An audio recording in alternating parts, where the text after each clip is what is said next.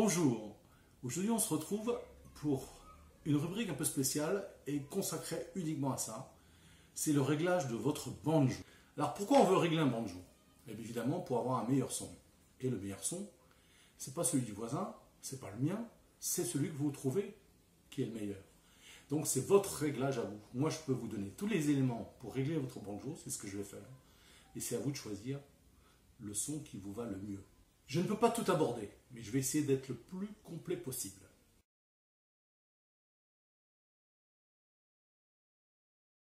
Je ne peux pas toucher la structure de votre banjo, ni vous, je vous le déconseille, à moins d'être luthier. Par contre, on peut toucher à tout ce qui est interchangeable.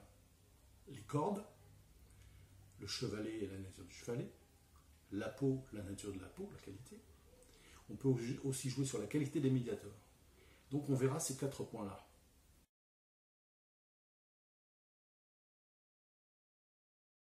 Évidemment, il y aura tout ce qui est réglage, on va le voir. Réglage du manche par rapport au chevalet, par rapport à la table qui est formée par la peau. On va voir le réglage et la pose d'une peau. On va voir notamment d'une peau animale. On va voir la fabrication d'un chevalet par soi-même aussi. La fabrication d'une sourdine, j'ai omis la sourdine. Il y a plein de choses qu'on peut faire au niveau du réglage. La tension de la peau, la tension de la peau est importante. Protéger une peau animale aussi, comment on la protège de l'humidité pour pas qu'elle prenne l'humidité et qu'elle bouge. Et donc après, si elle bouge, si elle se détend, et ben, vous avez le chevalet qui s'enfonce et les cordes qui touchent le manche. Moi, ça m'est arrivé, donc je vous raconterai comment je peux paraître à ça. On va aussi, donc tout ça, on va aborder tout ce qui est réglage. On va structurer tout ça, on va l'aborder.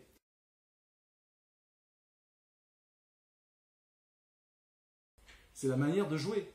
Et oui, si vous avez une pince qui n'est pas bonne, le son ne sortira pas. Donc on verra la pince, et puis la manière de frapper. Donc on parle souvent de la main droite, la manière de frapper, on donne des conseils, on parle rarement de la main gauche. Donc on parlera des deux. Et puis il y a un dernier point qui est important pour le son du banjo.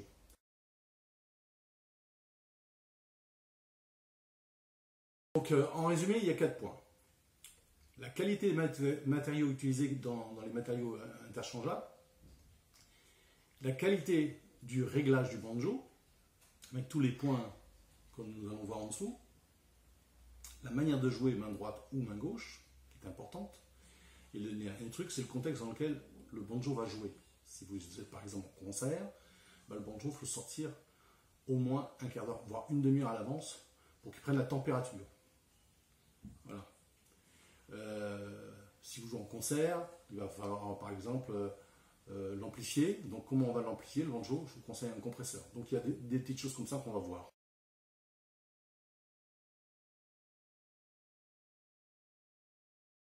Donc pour cette rubrique, je vais utiliser ce banjo, parce qu'une fois que je vais l'avoir démonté, je ne pourrai pas en jouer évidemment. C'est un Vega, et on va commencer par l'accorder avant tout. Donc là, je vous conseille ce petit appareil, c'est un pitch hack de chez Korg. Je vous mettrai les coordonnées de cet appareil-là si vous n'en avez pas, ça coûte pas cher du tout et c'est super bien pour les accorder. Ça prend la vibration, ça s'installe sur le manche là-haut, ça prend la vibration du manche. Vous pouvez même le faire pendant que les autres font du bruit à côté. Donc ça sera dans la description, vous aurez ce petit appareil-là. On est parti. Donc j'ai mis l'appareil, donc le pitch hack Korg, je l'ai pincé en haut du manche, je l'ai allumé, je l'ai réglé sur 442. J'ai réglé mes cordes.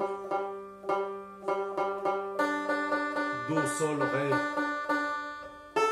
Et là, je vais jouer un petit morceau pour voir si ça bouge, parce que ça c'est un test infaillible. On va voir tout de suite s'il y a des gros écarts à la fin.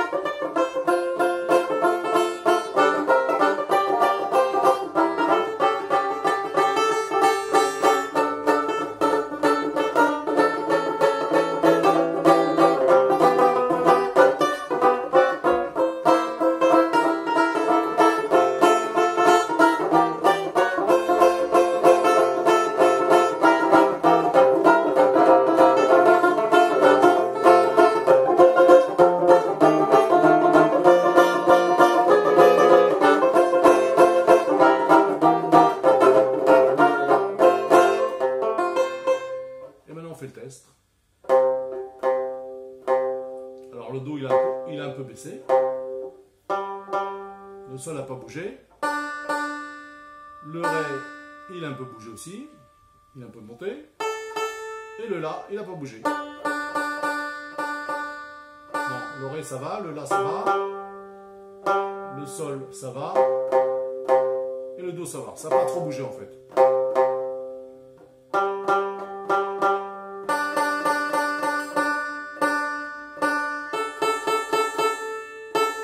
Ça n'a pas trop bougé.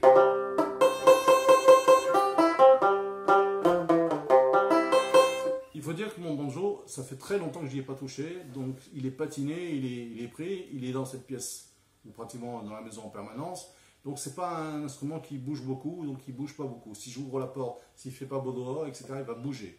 Mais là, il bouge pas beaucoup, il y a une température qui est assez égale depuis ce matin, donc ça n'a pas bougé beaucoup.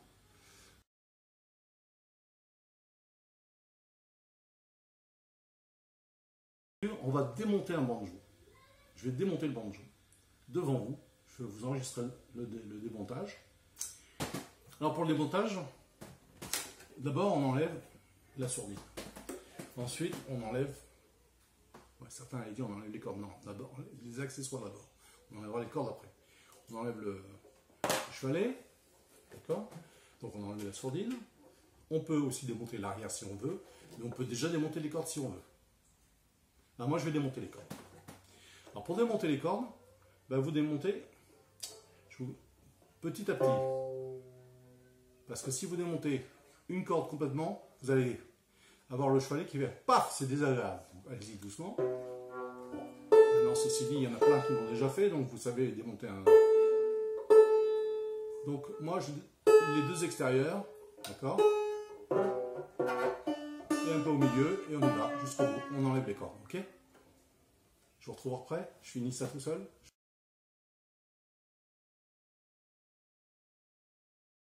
Bon, ça y est, j'ai enlevé les cordes.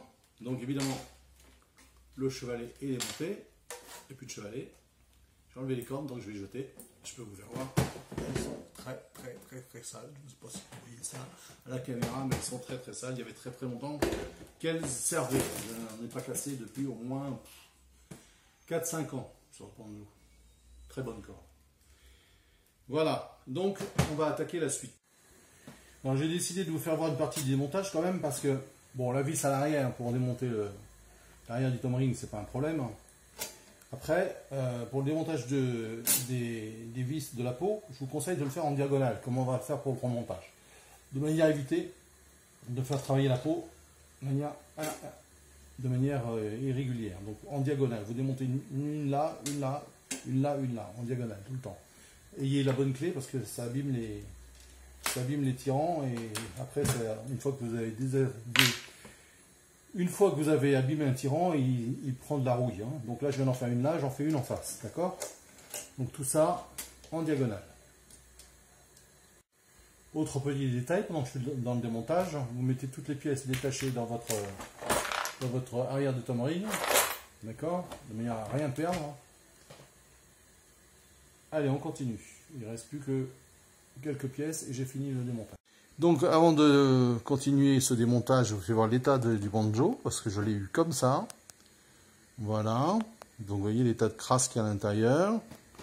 Voilà.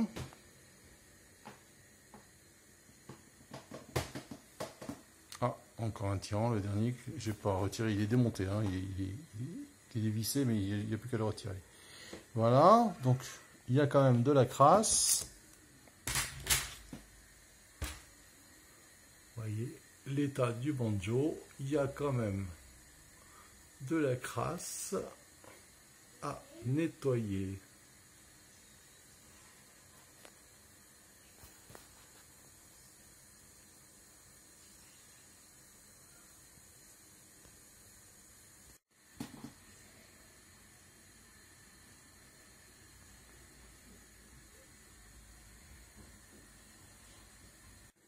Donc là, on va démonter le manche. Donc, j'ai enlevé la petite vis qui était ici, qui sert à régler la pente du manche.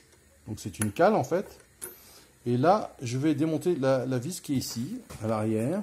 Alors pour ça, j'ai enfoncé tout simplement un tirant dedans, sans allumer le pas de vis, parce que je vais l'enfoncer jusqu'au bout et en haut, il n'y a pas de pas de vis. Et ça va me permettre de tourner sur ce truc-là. Je vais le tourner donc vers la gauche. Je vais le dévisser et je vais le tourner vers la gauche. Voilà, je vais le tourner jusqu'à temps que ça se dévisse. Et je vais avoir le manche qui va se dévisser. Voilà, j'ai démonté ce qui est rentré dans la partie de bois ici, qui est arrivé par ici, là. Donc qui est rentré là-dedans et qui tenait le manche. Donc là, je pense que le manche va partir. Donc là, il y a une chose à enlever, c'est cette petite pièce-là en plus. Parce qu'en fait, le manche de ce banjo-là, je viens de m'en apercevoir, cette partie de bois-là, elle est entièrement liée avec le manche là. Elle est d'une seule pièce, a priori. Donc j'ai enlevé ça, qui est une retenue qui empêche cette partie-là du manche de sortir, en fait. Il est dans un trou, on va le sortir. Allez, c'est parti. Voilà, j'ai enlevé l'espèce de cale qui sert à régler le manche du banjo. Je veux le sortir. Et là, j'ai la partie qui sert à tenir le tom ring qui va me gêner. Donc il va falloir que je démonte cette partie-là pour en sortir entièrement le manche. Donc j'ai fini de démonter la pièce qui était en plein milieu du manche à l'intérieur et qui sert à fixer le tom ring par une vis qui vient à travers le tom ring qui vient se rentrer là-dedans et qui se visse. Donc j'ai démonté la partie en dessous et la partie du dessus s'enlève. Heureusement qu'il y a une petite étoile pour m'indiquer, une petite étoile Vega pour m'indiquer où se place cet objet pour être pile poil dans l'axe du tom ring. Sinon j'aurais été perdu. Alors pour vous éviter ça, s'il n'y a pas d'étoile en dessous, on ne sait jamais, mettez 2 petits traits. Je pense que c'est un petit truc tout simple. 2 petits traits au crayon de bois qui s'effacent si vous ne voulez pas marquer votre bois. Voilà, on continue. Donc là, maintenant, le manche glisse. Voilà, vous avez le manche qui est entièrement démonté et qui va demander une attention particulière parce que c'est quand même fragile. Donc on va nettoyer tout ça en faisant hyper attention. Vous voyez, il y a de la crasse. Hein, il y a de la crasse. On va essayer de nettoyer tout ça en faisant très attention. Les références de l'époque. Bon, une fois que le manche est enlevé et que les tirants sont enlevés, c'est très facile. Hein. Le tom ring, là, vous le tirez. Tout simplement, vous le poussez un petit peu, s'il y a un petit poussière qui colle, comme moi. Mais c'est très facile à enlever. Voilà. Voilà. Le banjo est démonté. Vous voyez, donc le tom ring, c'est tout simple. Hein. Vous avez une partie en bois, cachée par la saleté, une partie en cuivre, avec une protection, je pense, en étain dessus. Voilà. Voyez, on va nettoyer tout ça, on va le rendre tout propre, tout beau. Là, il y a la partie du cercle qu'on va voir qui est importante. Je continue, j'ai démonté la partie cercle qui était comme ça sur... Donc voilà, donc je me retrouve avec une peau à nettoyer, un manche à nettoyer, un tom ring à nettoyer, l'arrière à nettoyer, enfin que du nettoyage. Donc pour sa première vidéo, ça va pas être passionnant, je vais faire le nettoyage, je vous donnerai les trucs que j'utilise pour nettoyer le banjo. Voilà, j'y vais pour le nettoyage, je vais chercher mes produits.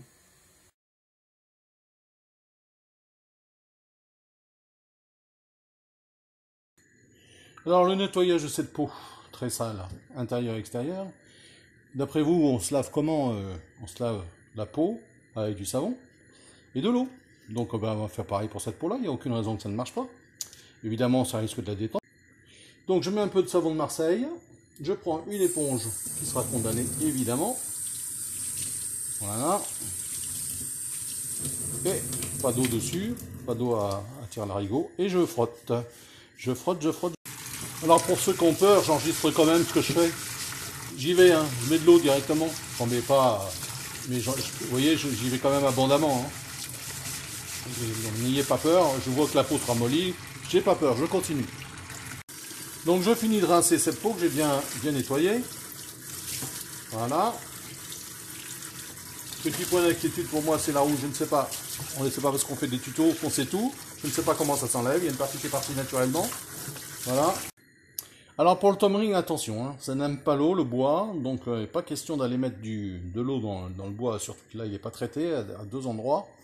Donc là on va prendre un chiffon sec, un sopalin, on va déjà enlever toute la crasse. Hein. Voilà, donc là c'est au sopalin, déjà, regardez, on va voir le bois, parce qu'on ne voyait pas il y a 2 secondes. à cause de la saleté. Donc ça suffit, rien que ça suffit pour enlever la crasse. Hein. Il n'y a pas besoin d'aller mettre de l'eau là-dessus. Donc on enlève déjà.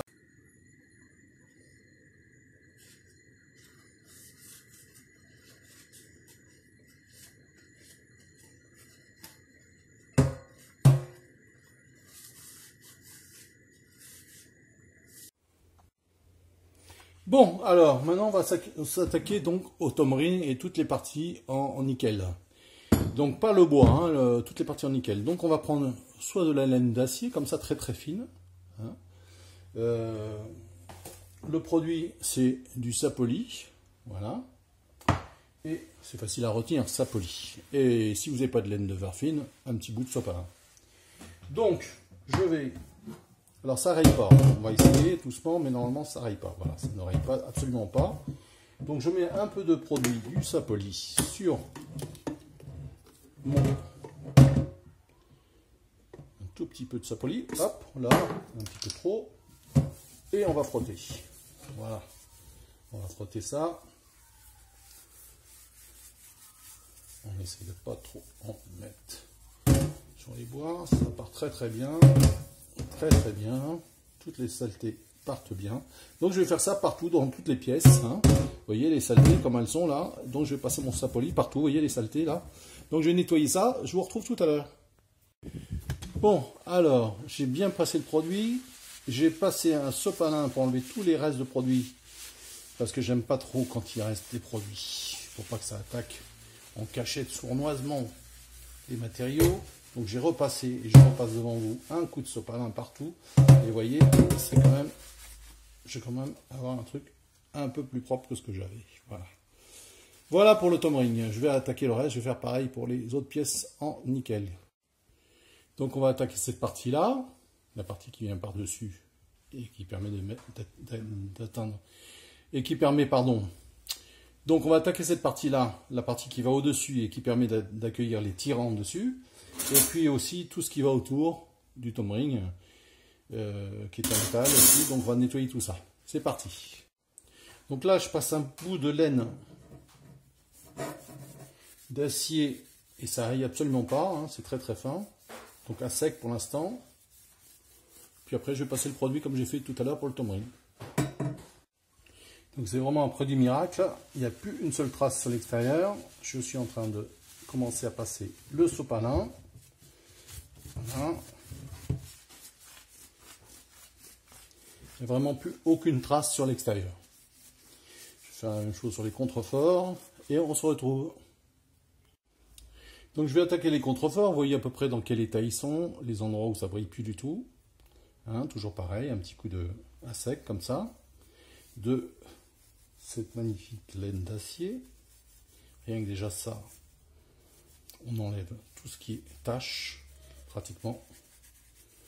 Là, il y a pratiquement, vous voyez même la tâche. C'est quand même miraculeux, hein, je vous le dis tout de suite. Hein. La laine d'acier, là. Voilà. L'extérieur, ça brille. L'intérieur, c'était mat, mais on va quand même enlever les taches. Et ça raye absolument pas. Pourtant, je frotte. Hein. Là, il y a une petite tache de rouille. Regardez, voilà. Cette petite tache de rouille disparaît avec la laine d'acier que je frotte. Voilà, elle est disparue pratiquement entièrement.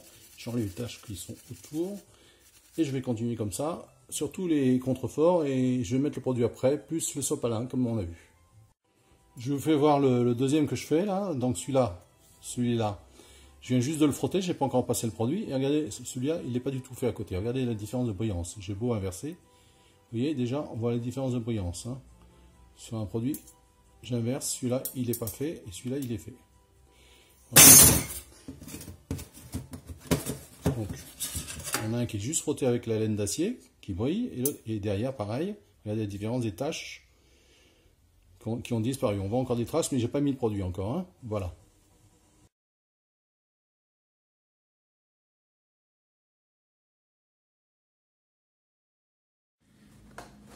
Alors, j'ai installé mon tom ring, sans le manche évidemment, sur la peau.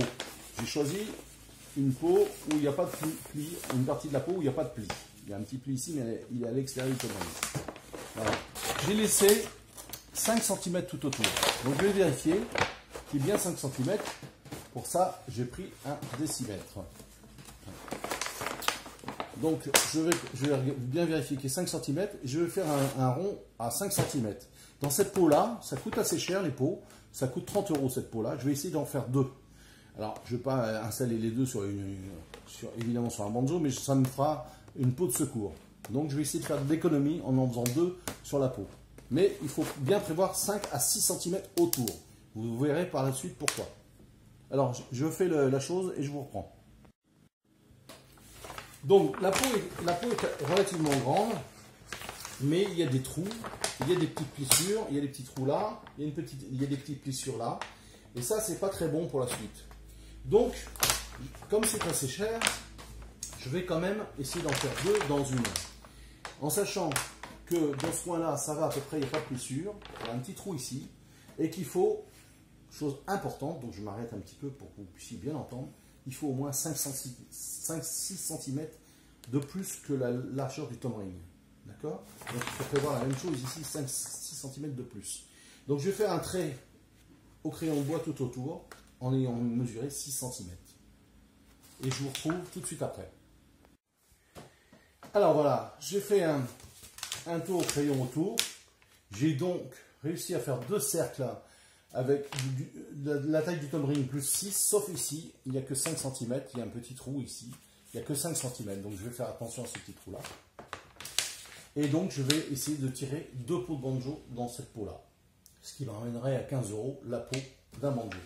Je vais garder la petite peau qui reste là parce que j'ai une amie qui m'a dit qu'elle avait un petit banjo mandoline à régler. Donc si ça peut lui faire une peau gratuite, je vais garder ça. Je ne connais pas la taille de son tom ring. Donc dès qu'elle m'envoie ça, Hélène, je m'occupe de ça. Voilà, donc on va découper maintenant ces deux parties-là. Donc ici c'est concomitant, donc on va commencer par ici, couper ici, de manière à bien séparer les deux. Bon, voilà, j'y vais et je vous reprends. Alors pour le découpage, donc la partie que je veux garder pour mon ami, elle est par là. La partie premier banjo est là et la deuxième est là. Donc je vais commencer le plus près possible de cette partie-là pour garder le plus d'espace possible en chute. Je ne vais pas aller trop près de la ligne pour l'instant, mais je vais quand même près de la ligne pour garder le maximum de chute. Voilà, je coupe. Une bonne paire de ciseaux de cuisine, ça le fait. Voilà, j'arrive à la partie sensible, c'est-à-dire la partie entre les deux banjos. Et là, je dois faire très attention parce que la ligne, elle doit être coupée bien au bon endroit, à cet endroit-là. Voilà, ici. Donc je continue, je vais faire mes 2 ronds. Hein, je vais séparer les parties, récupérer la chute. Vous avez compris l'objectif de ma coupe. Une bonne paire de ciseaux et vous faites ça très bien. Donc là, j'ai séparé mes 3 parties. Donc voilà, une première partie qui est un rond. Donc là, je suis à tom ring plus les 6 cm, c'est le rond. Donc je vais couper maintenant plus précisément. Hein. Je vais affiner. Alors cette partie-là, c'est la moins bien. C'est celle où il n'y a que 5 cm ici, parce qu'il y a un trou. Et je vois qu'il y a une petite plissure ici. Mais on va essayer de la poser en premier pour voir si elle tient. On aura toujours l'autre en dessous. De toute façon, la qualité de la peau est la même. Simplement, il y a plus de risques avec des petits trous comme ici. Et 5 cm de réserve seulement. Et cette petite plissure là qui est un petit risque aussi que ça pète quand on l'installe. Mais il y a peu de risques quand même. Donc on va essayer. On va récupérer ça. Donc je finis la découpe. Là, je vais faire une découpe plus précise. C'est-à-dire que je vais suivre le trait. A tout à l'heure. Alors voilà, j'ai fini la première découpe. Vous voyez, c'est pas très précis et c'est pas très grave. Du moment qu'on soit à l'extérieur du rond. Puisque de toute façon, il y aura une petite découpe de précision avec un scalpel de chirurgien à la fin. Une fois qu'il est installé et sec. Donc là maintenant, cette peau-là, elle va aller dans une bassine ou dans un évier, trempée pendant quelques heures. Je vous dirai le nombre d'heures que je la laisse. Je vais jauger et juger en fonction de la souplesse de la peau. Donc pour l'instant, elle est raide, vous voyez, elle est tout seule. Je vais la mettre dans l'eau et elle va être toute souple. Et elle va se laisser travailler par la suite. Donc on est parti. Temps de pause dans l'eau. Donc voilà, je mets la peau dans l'eau. Il faut qu'elle soit bien dans l'eau. Je l'écarte au maximum et elle va s'assouplir et elle va accepter d'être un petit peu étalée parce que là elle est quand même pas mal repliée. Donc si elle n'accepte pas, ben, le côté où elle se replie naturellement parce qu'il l'avait enroulée dans le magasin, donc elle a pris le pli. Je vais mettre l'opposé, je vais mettre les plis. De manière elle va se replier. Voilà, qu'elle se replie le moins possible, qu'elle soit bien dans l'eau. Voilà, ici il n'y a pas assez d'eau. On va en remettre un petit peu. Mais voilà, là elle est dans l'eau. Les bords soient bien dans l'eau parce qu'il faut que les bords soient aussi souple. Alors s'il faut, je vais y mettre un verre par-dessus, le remplir, le mettre à l'envers, trouver un système pour que ça reste là-dessous, sous l'eau. Voilà, je la veux sous l'eau. Voilà, pendant que j'y suis, tout à l'heure vous m'avez vu couper la peau de banjo, etc. au soleil. Alors je vous donne un petit truc, jamais se mettre au soleil. Bon, pour couper la peau de banjo, c'est pas trop grave, mais pour travailler le banjo, n'essayez pas d'accélérer, il faut du temps. Le banjo, l'installation d'une peau, si vous voulez le faire bien, il faut prendre le temps. Alors c'est long, ça demande à regarder ça tranquillement. Vous êtes peut-être pressé, vous avez peut-être envie de zapper, ben, faites ce que vous voulez. Mais le banjo, je suis désolé, il faut prendre le temps. Si vous ne prenez pas le temps, vous allez faire les choses bâclées. Bon, et bien là c'est bon, on va la laisser comme ça dans l'eau plusieurs heures.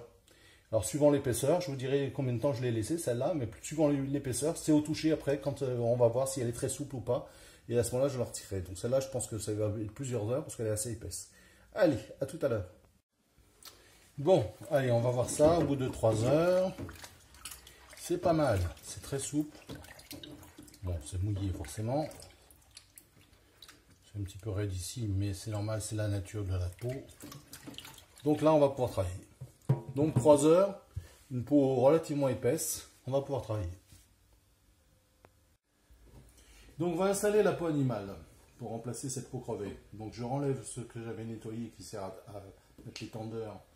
Je l'enlève, je retire la peau qui est sur son cercle, hein, mais qui va s'enlever facilement, je pense, et le tom ring que je vais poser sur le côté pour l'instant. J'en ai pas besoin pour l'instant.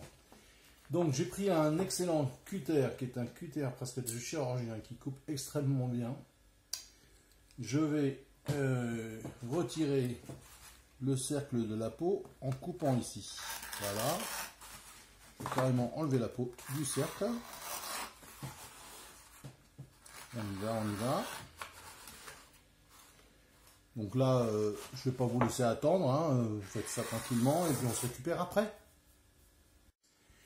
Donc là, j'ai donc enlevé la peau, j'ai coupé à ras du cercle, et maintenant je vais bien nettoyer le cercle parce que la petite épaisseur de peau, la mine de rien, qui fait le tour, qui sèche, elle va nous prendre de l'épaisseur autour du cercle et ça va jouer pour passer la peau et le cercle par-dessus par la suite.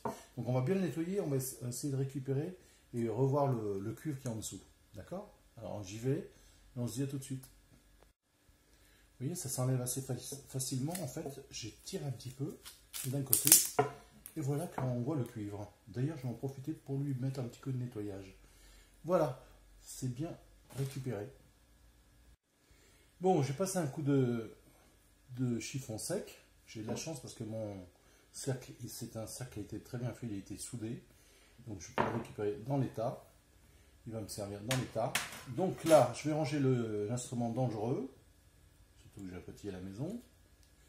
Je vais mettre tout de suite rangé. Je prends mon tom ring que je vais mettre là, puisque la peau va venir dessus. Et le cercle va venir par-dessus, au-dessus de la peau, pour remettre la peau par-dessus après. On va se comprendre, je vais vous faire voir tout ça. Je vais chercher la peau, je reviens. Bon, je suis allé chercher la peau. J'ai pas fait elle est pliée, mais j'ai pas fait de bout. Alors on va essayer de trouver s'il y a un sens ou pas. Donc on va mettre le sens granuleux au-dessus et lisse en dessous. Voilà, je pense que c'est celui-là le granuleux et le lisse sera en dessous. Le granuleux.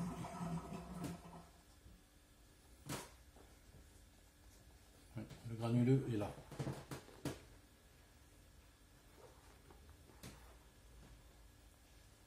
Voilà, vous voyez, il dépasse bien du tom ring. Donc ça, c'est une bonne chose.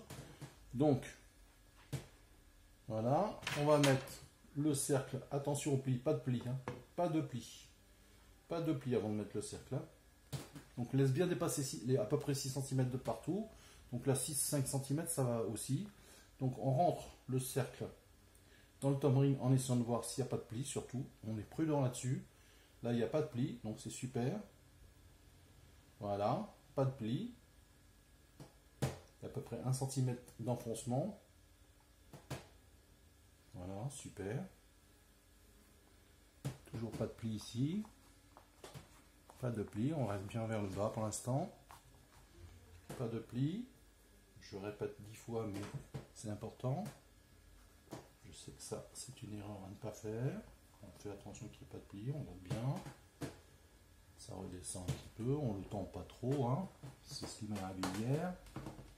Parce que j'ai tendu trop dès le départ. Il y a un petit pli, donc on l'enlève. Là, on se bouge un peu, il y a un petit pli, on l'enlève. Voilà. On regarde ça. Alors, est-ce que je suis en face? Donc le secret, c'est que ça soit légèrement tendu, mais pas de pli. Donc légèrement tendu, pas de pli. Et le troisième truc, c'est qu'il faut qu'il soit descendu presque d'1 cm. Alors, n'oubliez pas que vous devez aussi avoir le renforcement pour le manche qui va arriver et savoir où est votre manche. Parce que moi, je sais qu'il est là. Il est là, le trou du manche, il est là où il y a mon pouce. Donc il faut que ça corresponde quand même. Voilà. Donc forcément, automatiquement, il y a l'arrière. Donc là, il faut que ça s'enfonce d'1 cm. Voilà, comme ça. Il faudrait que ça s'enfonce comme ça. Voilà, nickel. D'accord? Voilà, là on a. Mais on a oublié un petit truc avant. Hein. Là, c'est juste pour savoir combien ça s'enfonce. Mais avant, il faut remettre la peau par-dessus. Alors, évidemment, ça va faire des petits plis. Mais pas au-dessus, les petits plis. D'accord? On remet la peau par-dessus. Ok? Voilà.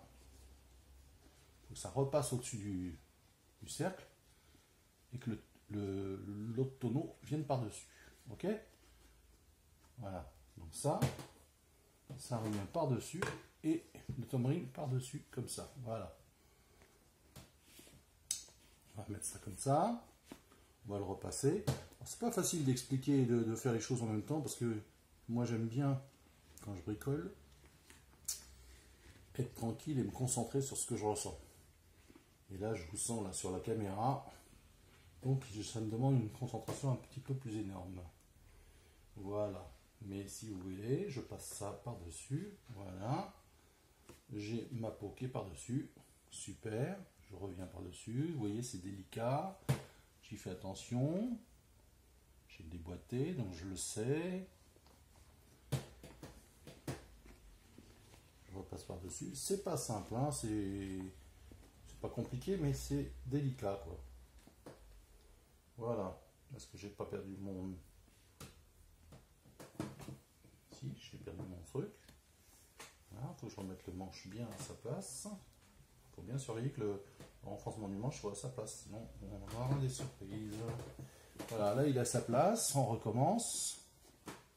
Et on fait ça bien, jusqu'à temps qu'on renfonce ces 1 cm. Donc pas de pli au milieu à l'intérieur. À l'extérieur, on s'en fout. Et il faut que ce soit un peu tordu. Là, ça ne l'est pas. Hein. Donc je continue.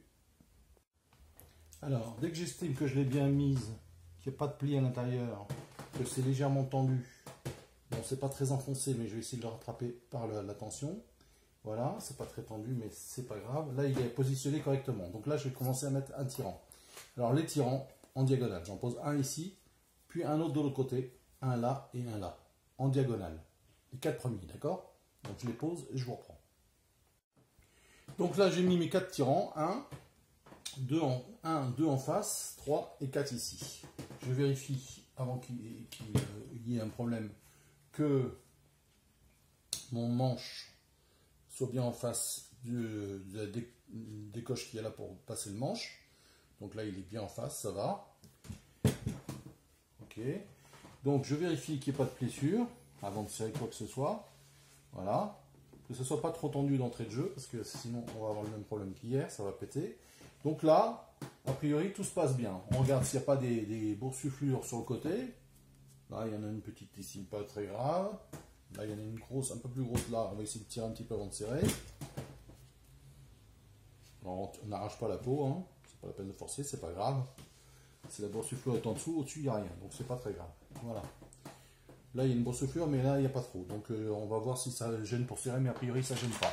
Donc là, maintenant, ben, je vais faire, entre les deux là, je vais mettre un tirant et je vais accélérer le mouvement.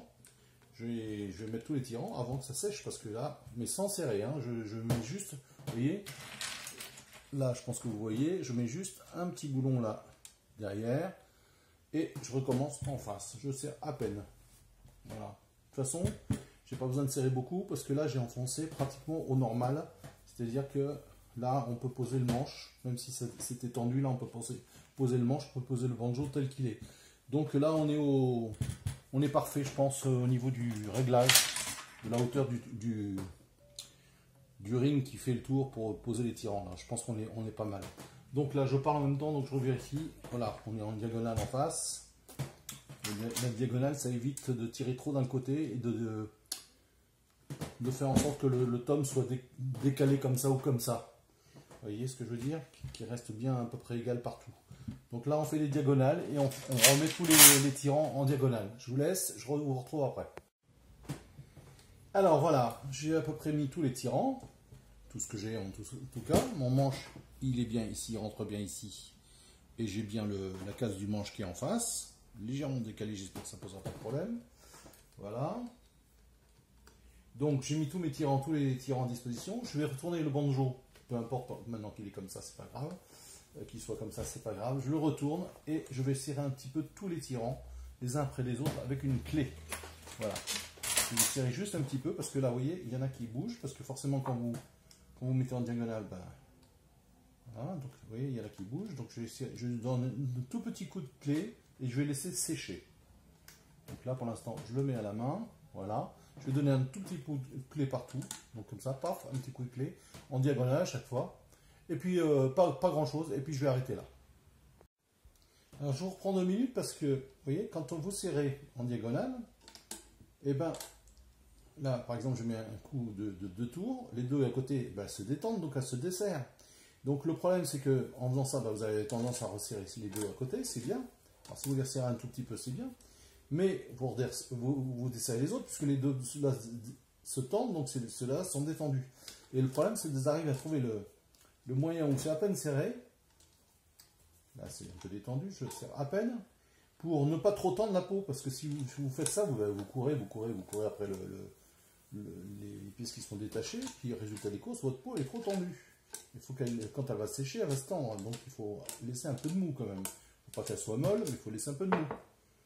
Donc là, ici, bon là j'ai eu tendance à oublier la diagonale, en plus, bon c'est la fin, ça va, mais une diagonale.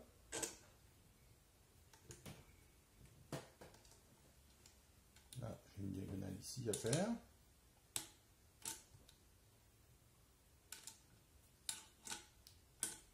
Et elle ne se défait plus la main. Sans forcer, elle ne se fait plus. Donc, un petit coup ici.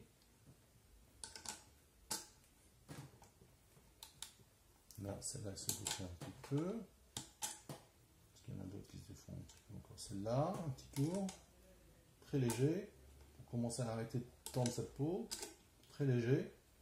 En face. Ici. Très léger. Ici.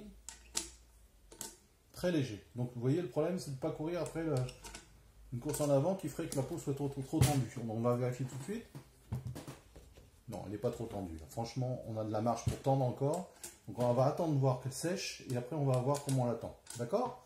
Voilà, on va attendre le séchage. Donc le séchage, c'est assez long, ça peut être 2 jours. Hein. Donc on va attendre le séchage et on refera le montage. Une fois le séchage fait, on terminera cette préparation de peau. On ne la protégera pas encore, mais on va couper le surplus par exemple. Et donc là, on va voir comment on coupe le surplus, mais on va couper le surplus. Voilà, je vous laisse, je vous dis à tout à l'heure. Voilà, donc là, je vais la laisser sécher. Je mets le surplus vers l'extérieur, parce que vous allez voir, ça va durcir. Donc pour couper, j'aimerais bien qu'elle soit un petit peu à l'extérieur. Comme ça sera plus facile à couper. Voilà. Et là, vous voyez, on entend un petit peu le son. Donc c'est juste ce qu'il faut comme tension. On regarde aussi, ça, la hauteur là, elle est bonne. Vous voyez, on n'est pas loin de la peau pour le manche qui est ici. Donc la hauteur, elle est bonne. De toute façon, l'avantage de ce banjo là, c'est plus facile que l'autre que j'ai. Parce que le son, il sort sur le côté, il remonte ici. Vous voyez, vous avez les protèges résonateurs qui vont venir ici. Et le son, il sort par ici. Il est renvoyé par les caisses de ce côté-là. Il n'y a pas les trous sur le côté comme sur le chevrin que j'ai, l'autre banjo. L'autre banjo, il y a les trous ici. Donc si vous enfoncez trop le tom ring, ben, vous bouchez vos trous. Donc c'est plus compliqué à régler. Parce qu'il ne faut vraiment pas se tromper du tout au début. Là, je pense qu'on a une marge de manœuvre au niveau de la tension. Voilà. Donc pour l'instant, c'est fini. Il n'y aura plus que la découpe, le remontage. Et pour la protection de la peau, on verra après. Donc là, pour l'instant, on va faire déjà, on verra la prochaine, au prochain numéro. Pour l'instant, on va déjà finir donc d'installer cette peau. Il faut qu'on coupe tout ça, qu'on remonte le manche, qu'on remonte le banjo par la suite. Et on aura fini pour ce numéro, ce premier numéro de cette rubrique-là. Voilà. À tout à l'heure. On va attendre que ça sèche.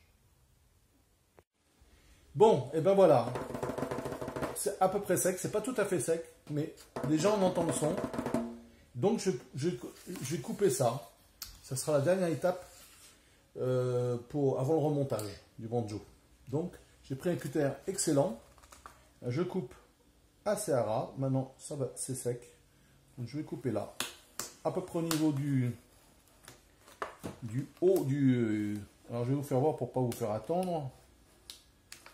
J'ai donc un scalpel très coupant. Vous voyez, je coupe à peu près ici pour pas que ça dérape et que ça coule en dessous quand je vais. Comment dire? Pour pas que ça dérape et que ça aille en dessous du niveau du cercle quand je vais serrer. Donc, je coupe bien au-dessus. Je laisse à peu près 1 cm quand même. Voilà. Je vais essayer de voir si je peux vous donner l'aperçu tout de suite de ce que ça va faire. Attention de ne pas crever la peau quand même. Là, un tout petit peu un petit coup de maladresse et c'est foutu.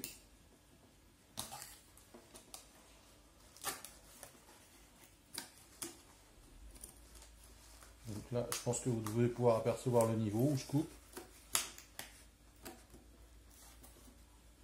Alors, je ne tire pas trop dessus parce que c'est pas tout à fait sec, hein. Voilà. Je vais couper comme ça, voyez-vous? Vous le voyez là? Oui, je pense que vous commencez à le voir. Alors je continue un petit peu, de manière à ce que ce soit net. Je finirai tranquillement. Je vais vous faire voir avant quand même. Voilà, là je pense que vous voyez bien.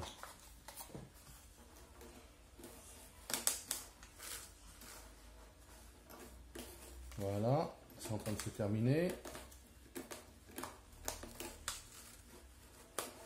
Vous voyez? Là on voit bien, hein. Donc j'ai bien dégagé, on voit les tendeurs, ça c'est sûr. Et c'est légèrement en dessous du niveau de l'inox, enfin pas de l'inox, du brillant, là, du niveau du cerclage. Voilà, on voit légèrement l'air, hein, d'accord? Donc là on continue, on fait tout le tour. Surtout attention de ne pas crever la peau. Et attention parce que c'est pas tout à fait sec, c'est à peine sec. D'accord? Donc vous faites ça, vous enlevez ça, et après vous remontez le banjo. Donc tout est à l'envers par rapport au montage. C'est-à-dire qu'on mettra le manche et tout le reste. Alors je vous quitte pour l'instant et je vous retrouve tout à l'heure pour le montage. Et donc voilà, donc j'ai terminé d'enlever tout la peau qui dépassait du tom ring. J'en ai enlevé un ras là, vous voyez, c'est assez à ras quand même. Mais normalement, comme c'est passé entre les deux peaux, une fois plus deux, une fois sur le dessous et une fois au-dessus, ça ne devrait pas bouger. Voilà, donc là je vais remonter le manche. Et puis, a priori, ça sera tout pour aujourd'hui.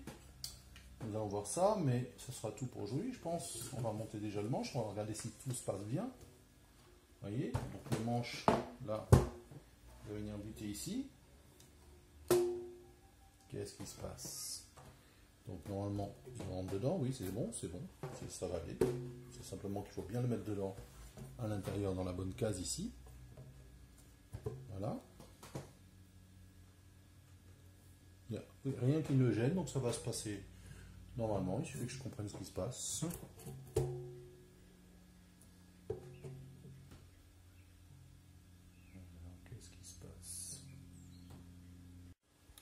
Donc voilà, j'ai enfoncé, il suffisait de l'enfoncer un peu plus franchement. Donc voilà, ça tombe impeccable. Le manche tombe bien impeccable dedans. Il est rentré ici en bas, donc c'est nickel. Là, il est bien en dessous du niveau. Donc je pense que quand je vais le serrer, le niveau du tomate va légèrement descendre. Hein, légèrement au-dessus pour l'instant. Donc ça ne devrait pas poser de problème. Je vais finir le montage. Donc c'est tout le truc à l'envers. Hein. Il va falloir que je remonte ça ici. Je vais l'inverser pour que vous voyez comment ça se passe. Normalement, il n'y a pas de surprise. J'inverse ça. Voilà. Ça, bah, je prends, comme on l'avait fait pour le démontage, on prend une barre qu'on met dedans et on visse. Voilà, le manche est vissé. Ça va aller assez vite. Voilà, le manche va être vissé dans 2 secondes. Donc, je vous ai en ligne, je vous garde en ligne. Voilà. Voilà, le manche est vissé. Très bien. On va visser la petite cale qu'il faut visser ici. Donc, pour ça, bah, il suffit de remonter le truc dans le bon sens. Alors, on va monter le truc dans le bon sens. C'est ça qui va en bas. C'est ça qui va dedans. Ça qui va en bas pour l'empêcher de ripper. Et le boulon qui va dessus pour l'écarter. Voilà. Ça va dessus comme ça.